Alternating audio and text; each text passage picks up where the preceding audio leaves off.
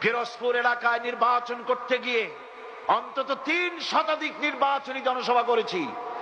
আমি কখনো বলি নাই আপনারা আমারে ভোট দিলে আমি আপনাদের রাস্তা দেব, ঘাট দেব, কলেজ দেব, বিশ্ববিদ্যালয় দেব, গরুর গাড়ির চাকার মতো বিরাট জিলাপি বানায় দেব, মুটকির মতো রসগোল্লা বানায় দেব।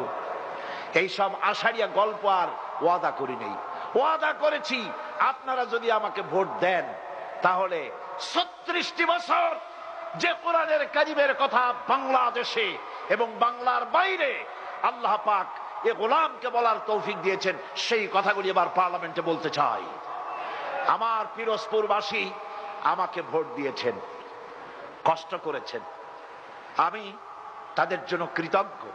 আমি গত রমজান মুবারকের শেষ 2 সপ্তাহ হারামাইন শরীফাইনে কাটাইছি, মক্কা শরীফে এবং মদিনা মুনাওয়ারায়।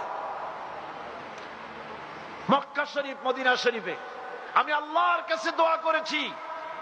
আল্লাহ রাব্বুল আলামিনের ঘরের গিলাফ ধরে কেঁদে কেঁদে বলেছি, আল্লাহ আমাকে যারা ভোট দিয়ে পার্লামেন্টে তোমার কোরআনের পক্ষে কথা বলার সুযোগ করে দিল, ওই সব নারী পুরুষদেরকে জীবনে একবার তোমার ঘর দেখার তৌফিক দিয়ে দিও।